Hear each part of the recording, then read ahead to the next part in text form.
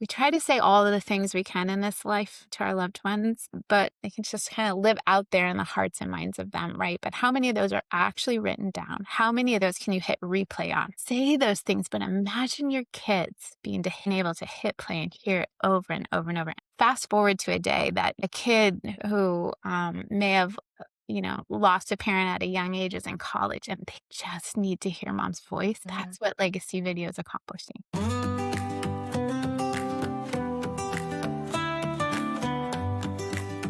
Welcome to the Inheritance of Hope podcast.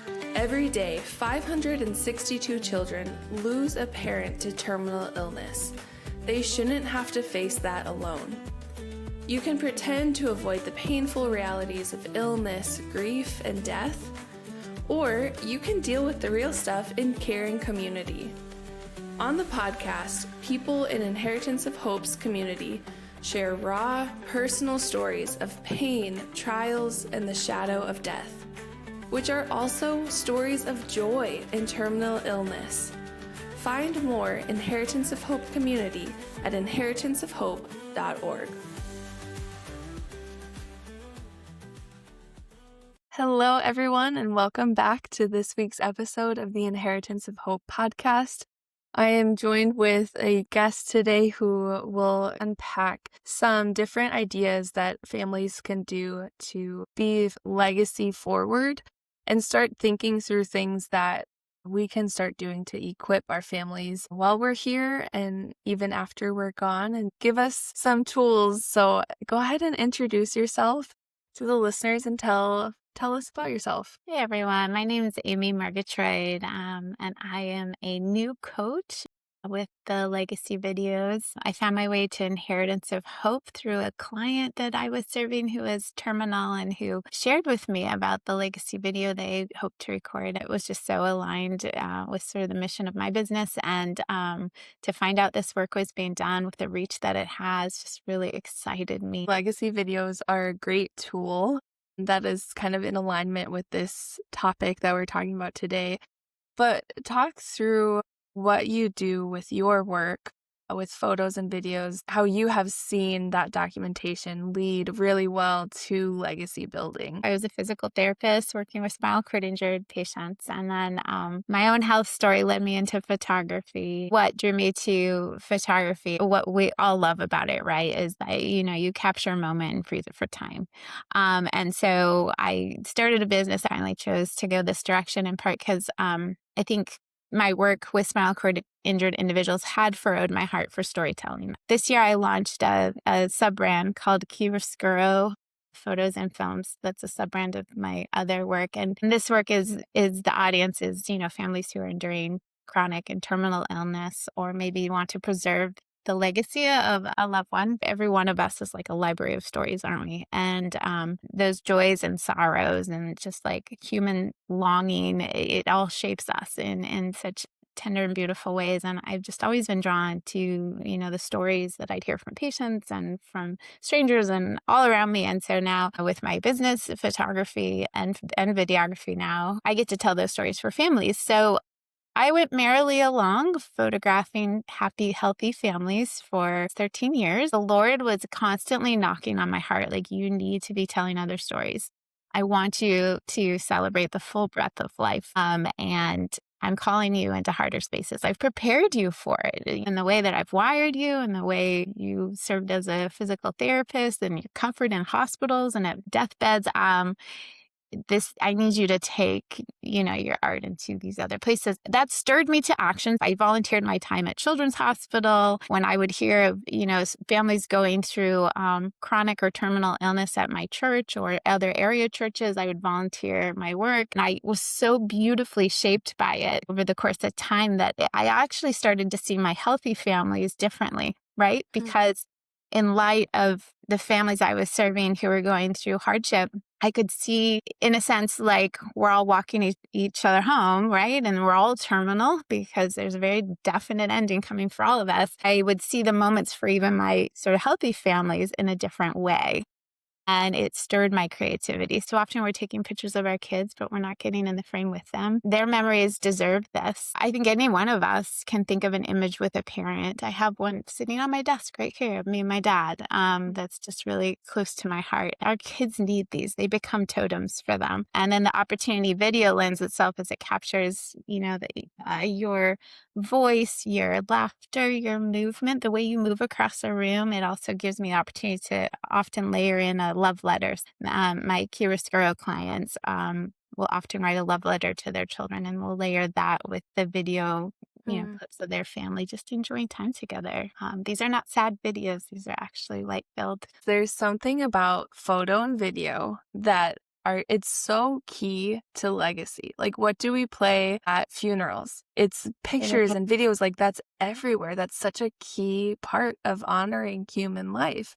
It is. And it's interesting because I help oversee like the legacy video program, the legacy song program. Both of them are very obviously heavily Yeah. legacy oriented. And for the legacy songs, we create these customized songs, and Love then people can send in photos from their family, and we create a video slideshow with the lyrics and the song. And what's really interesting is my heart has totally shifted. I have a background in photo and video, and this process of seeing the portraits that families send in and seeing how limited our life is and how limited our Mhm. time is, I am bringing out my camera so much Good. more now. I'm home, I'm visiting my parents, and they're just standing in the kitchen. I need a photo of Sure you this. do. Yeah. Let this be an encouragement to bring out your phone more, bring out Mhm. your camera, and get in the frame.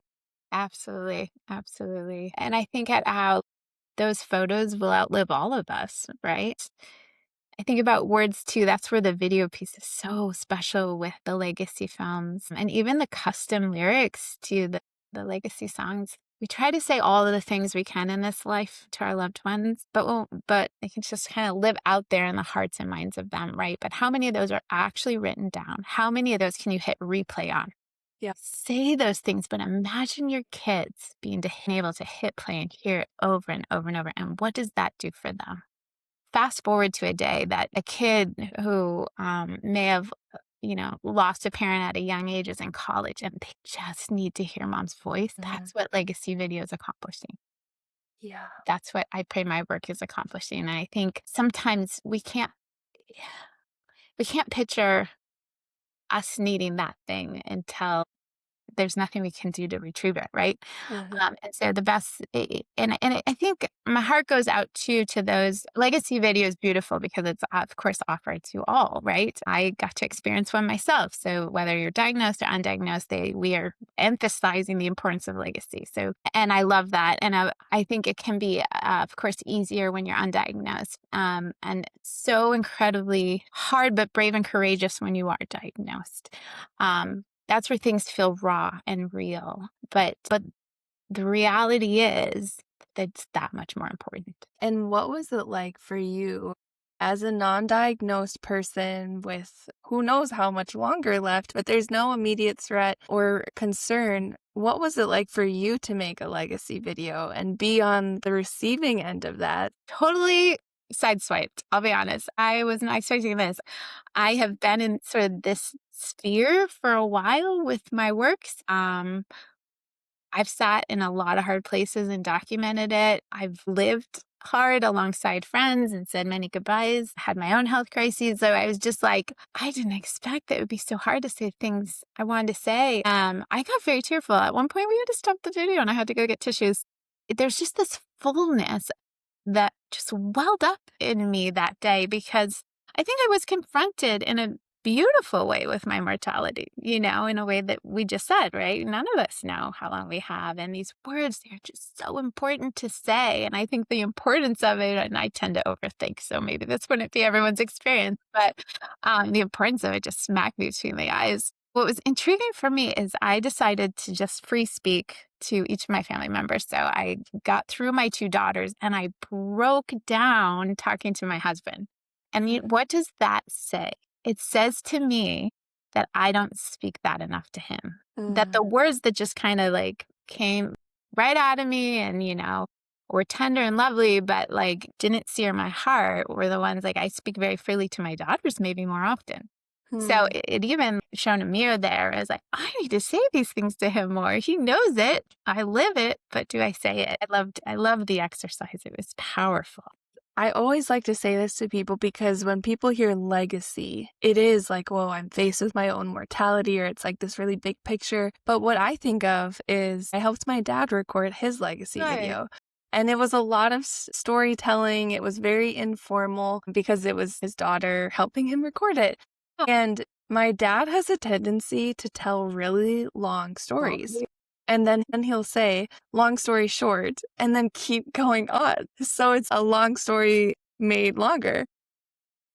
In the moment when he's telling stories, we're kind of like, okay, Dad, wrap it up. yeah. But when he said those things, when he said long story short and would tell a long story on his legacy video, there was part of my heart that was so grateful Yeah. that I got that captured, because I'm going to remember that regardless. But to have a video capturing that humorous quirk of my dad was so sweet. And so that's what I think of. It doesn't have to be like you have to capture everything. Literally just talk, and your mannerisms, your quirks, everything will come out. And that's going to be the most endearing, meaningful, priceless thing that people will get from it.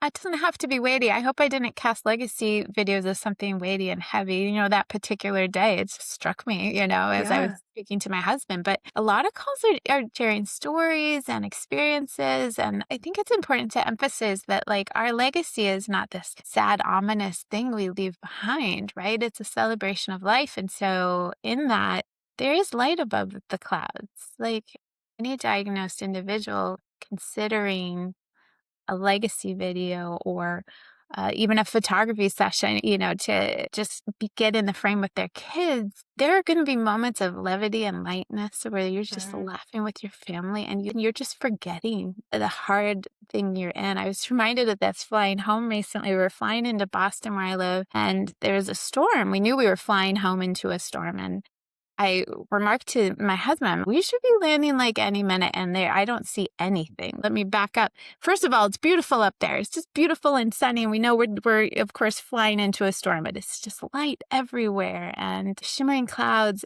And then we start to descend. And of course we enter that storm, and it's just gray and black and dark and ominous, and literally break through the clouds right in front of the runway that had to be the lowest cloud cover.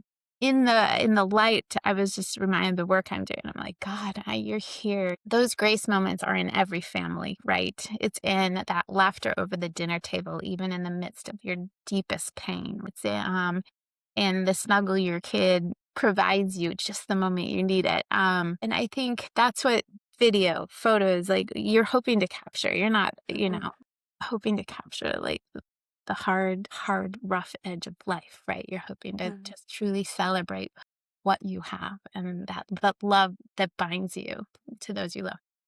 And there's space for all of that. Maybe your legacy video is the funniest thing you've ever recorded, and there's a lot of laughter and maybe it's the hardest, saddest thing.